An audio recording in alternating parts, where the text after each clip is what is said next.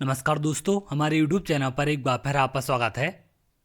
मध्य प्रदेश वर्ग 3 चयन परीक्षा को लेकर मध्य प्रदेश शिक्षक वर्ग 3 चयन परीक्षा को लेकर आप लोग के लगातार बड़ी संख्या में कमेंट हैं। जैसा कि आप जानते हैं, ईएसबी की तरफ से 2025 का कैलेंडर जारी कर दिया गया है, जिसमें आपकी वर्ग 3 परीक्षा भी आयोजित की जानी है। तो उसको लेकर लगातार आप लोग के कमेंट देखने मिल रहे हैं। इसमें हम सिर्फ वर्ग 3 चयन परीक्षा के बारे में बात करेंगे। वर्ग 2 चयन परीक्षा वाले अभ्यर्थी कमेंट ना करें। वर्ग 2 चयन परीक्षा को लेकर मैं एक सेपरेट वीडियो बना दूंगा, क्योंकि जब एक साथ दोनों पर हम बात करते हैं तो बहुत सारे अभ्यर्थी कंफ्यूज हो जाते हैं कि वर्ग 2 की बात की जा रही है या फिर वर्ग 3 की। तो मैं वर्ग 3 की आपको अलग जानकारी दूंगा और वर्ग 2 की अलग।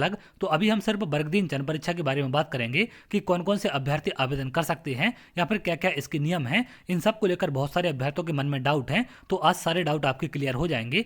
आप लोग वीडियो को पूरा देखें, जिससे सारी चीजें आपको क्लियर हो सकें और किसी भी प्रकार का डाउट ना रहे। 2025 चयन परीक्षा में जो आवेदन किए जाएंगे, इनकी योग्यता क्या होगी। बहुत सारे अभ्यर्थी कमेंट कर रहे हैं कि बीएड वाले अभ्यर्थी आवेदन कर पाएंगे या नहीं कर पाएंगे।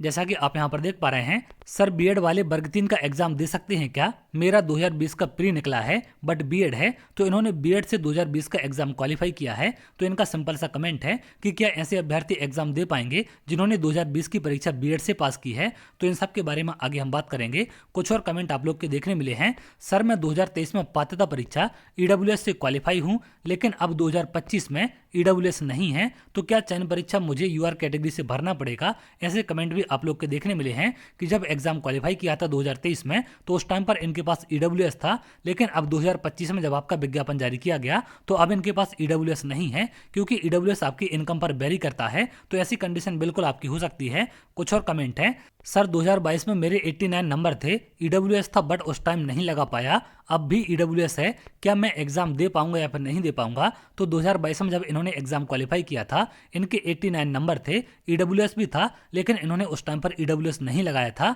तो इनका कहना है कि क्या ये लोग एग्जाम दे पाएंगे या नहीं दे पाएंगे। तो इन सब के बारे में एक एक करके आगे हम बात करेंगे।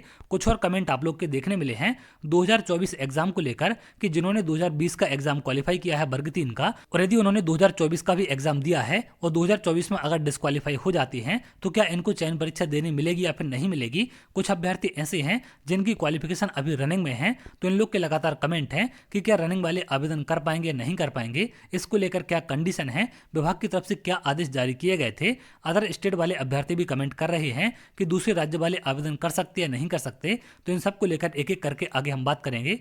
सबसे पहले अगर हम बात करें बीएड डीएड को लेकर कि क्या बीएड वाले अभ्यर्थी आवेदन कर पाएंगे या नहीं कर पाएंगे। डीएड और डीएलएड वाले 100% आवेदन कर पाएंगे, क्योंकि दोनों को इसमें ही अलाउ किया गया है। अगर हम बीएड के बारे में बात करें तो जो यहाँ पर विज्ञापन आपका जारी किया गया था, इसमें थोड़ा सा अगर आप नीचे देखें तो यहाँ पर एक पॉइंट मेंशन किया गया है, माननीय सर्वोच्च न्यायालय के दिनांक 11/8/2023 के निर्णय के अनुक्रम में बीएड योग्यताधारी अभ्यर्थी पात्र नहीं होंगे। तो यहाँ पर क्लियर कंडीशन आपकी रखी गई है कि बीएड वालों को शामिल नहीं किया जाएगा। तो बीएड वाले अभ्यर्थी आवेदन ना करें, क्योंकि अगर आप आवेदन भी कर देते हैं तो आगे चल के आपको बाहर कर दिया जाएगा। आवेदन करने का कोई भी फायदा आपको नहीं होगा। सिर्फ यहाँ पर डीएड वाले अभ्यर्थी या फिर जिनके पास डीएलएड है वो अभ्यर्थी आवेदन करें, तो इनको यहाँ पर ज्वाइनिंग दी जाएगी। बीएड वालों को इसमें अलाउ नहीं किया गया है।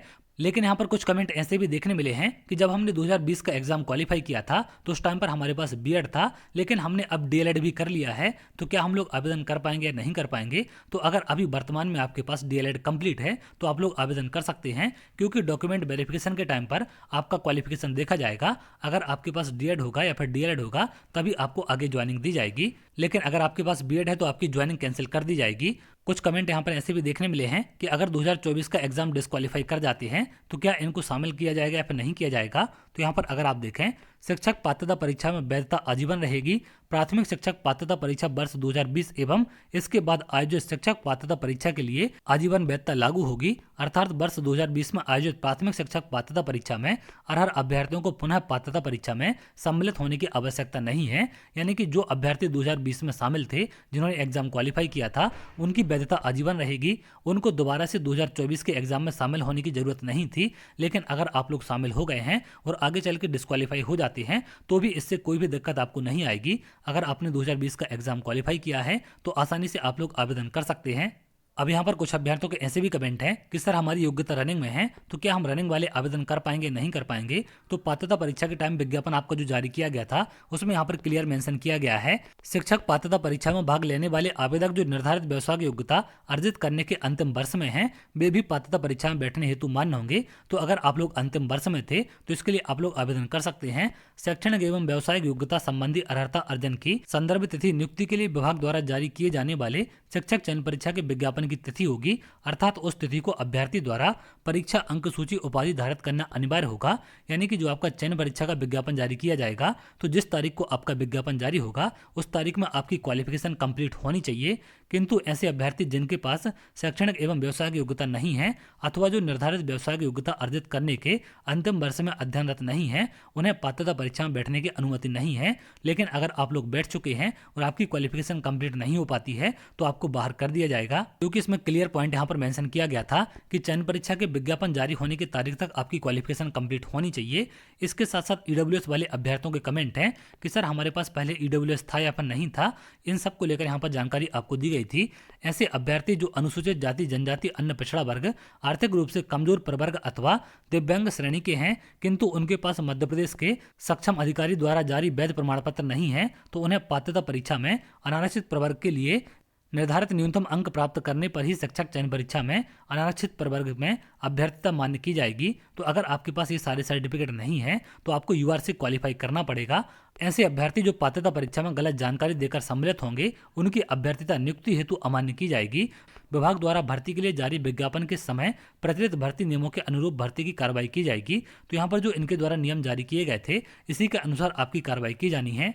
तो ऐसे अभ्यर्थी जिनके पास कैटेगरी सर्टिफिकेट नहीं है, आपको जनरल से कट ऑफ क्वालिफाई करना पड़ेगा, तभी आप लोग चयन परीक्षा में शामिल हो सकते हैं।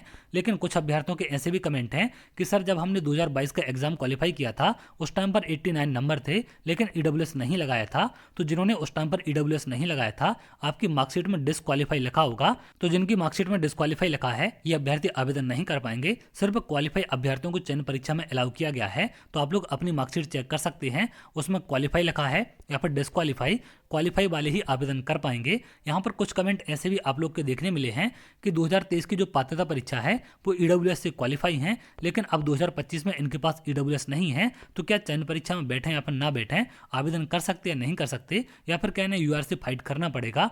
तो 2023 के टाइम पर जब आपने परीक्षा क्वालिफाई की थी उस टाइम पर अगर आपके पास ईडब्ल्यूएस था तो उसका सर्टिफिकेट आप लोग संभाल कर रखेंगे। जब आपकी चयन परीक्षा होगी तो उस टाइम पर हो सकता है क्वालिफिकेशन के लिए आपका वेरीफाई कर लिया जाए। तो जो अभ्यर्थी ईडब्ल्यूएस से क्वालिफाई हैं और यदि अब आपके पास ईडब्ल्यूएस नहीं है तो आप लोग को जनरल से फाइट करना पड़ेगा। वो जनरल का चयन परीक्षा में कट ऑफ क्वालिफाई करना पड़ेगा, तभी आपको आगे ज्वाइनिंग दी जाएगी। लेकिन जब आपने पात्रता परीक्षा क्वालिफाई की थी उस टाइम का आप लोग ईडब्ल्यूएस संभाल कर रखेंगे। हो सकता है क्रॉस वेरिफिकेशन के लिए आपका मांग लिया जाए, तो इन सब बातों का आप ध्यान रखें। लेकिन जिन्होंने ईडब्ल्यूएस पहले नहीं लगाया था और वो लोग डिस्क्वालीफाई हो गए हैं तो अब वो लोग यहाँ पर ईडब्ल्यूएस नहीं लगा सकते। आपने नए सिरे से एग्जाम फॉर्म भरा होगा पात्रता परीक्षा वाला, तो उसमें आप ईडब्ल्यूएस लगाकर क्वालिफाई कर जाएंगे तो आप क्वालिफाई माने जाएंगे। लेकिन पिछले एग्जाम में अगर आपने ईडब्ल्यूएस नहीं लगाया था तो अब उसमें किसी भी प्रकार का संशोधन नहीं हो सकता, वो आपको जनरल से ही क्वालिफाई करना पड़ेगा। अब यहाँ पर कुछ कमेंट ऐसे भी हैं अदर स्टेट वाले अभ्यर्थियों के। तो अदर स्टेट वाले जितने भी अभ्यर्थी हैं, अगर आपने यूआर का कट ऑफ क्वालिफाई किया है तो बिल्कुल आप लोग चयन परीक्षा में भाग ले सकते हैं, इसमें किसी भी प्रकार की दिक्कत आपको नहीं होगी। तो उम्मीद करते हैं मध्य प्रदेश शिक्षक वर्ग 3 चयन परीक्षा को लेकर जो भी आपके डाउट थे आवेदन फॉर्म को लेकर वो सारे यहाँ पर क्लियर हो चुके हैं। चाहे हम बीएड की बात करें 2024 डिस्क्वालीफाई की, रनिंग वाले अभ्यर्थियों की ईडब्ल्यूएस सर्टिफिकेट की, या फिर अदर स्टेट वाले अभ्यर्थियों की, इन सब को लेकर जानकारी यहाँ पर क्लियर हो चुकी है। वर्ग 2 आवेदन को लेकर कुछ और नई कंडीशन है जिनको लेकर मैं एक सेपरेट वीडियो बना दूंगा, तो उसमें सारी चीजें आपकी क्लियर हो जाएंगी। तो चलिए आगे अगर आप ऐसी जानकारी चाहते हैं तो हमारे चैनल के साथ जुड़ सकते हैं, जिससे और भी इंपॉर्टेंट अपडेट आपको मिल सके।